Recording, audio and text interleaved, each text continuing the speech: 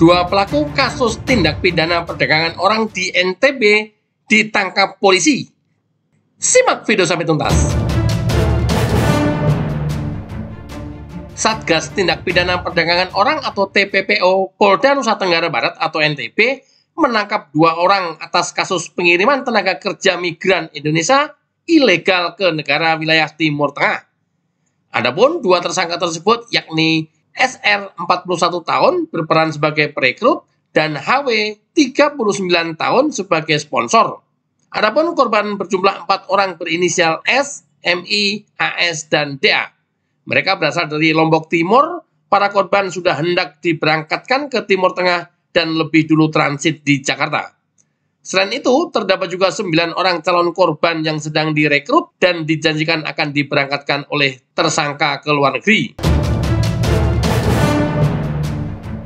Wakapolda NTB Brigjen Ruslan Aspan mengungkapkan penangkapan itu dilakukan menindaklanjuti pengungkapan kasus TPPO di Lampung. Dalam kasus Lampung, puluhan warga NTB menjadi korban.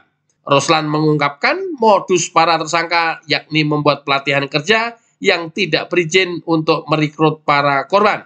Jadi modus para pelaku ini merekrut korban dengan membentuk LPK yang abal-abal tidak ada izin. Mereka memberikan pelatihan, lalu pelaku berencana memberangkatkan korban ke Arab Saudi, kata Ruslan dalam keterangan pers Senin 12 Juni 2023. Ruslan menjelaskan, para pelaku tersebut menarik uang ke para korban senilai belasan hingga puluhan juta per orang.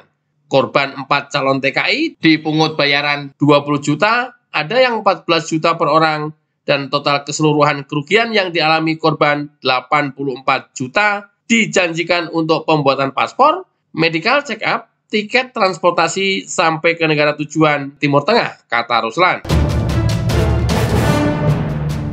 Direskrimum Polda NTB Kombes Teddy Rustiawan mengungkapkan penangkapan pelaku bermula dari aduan korban yang tak kunjung diberangkatkan ke negara tujuan setelah sekian lama berada di penampungan di Jakarta.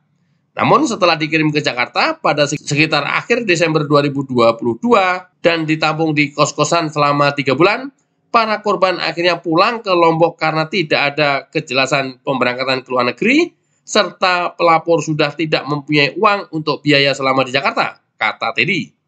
Atas laporan para korban, tim TPPO Polda NTB kemudian menangkap para pelaku di kantor LPK yang berkantor di Praia, Lombok Tengah pada 9 Juni 2023. Pada hari Kamis, tanggal 9 Juni 2023, Subsatgas Penegakan Hukum Direskrimum Polda NTB menangkap pelaku TPPO dan menyita sejumlah barang bukti seperti paspor dan alat kerja komputer, kata Teddy.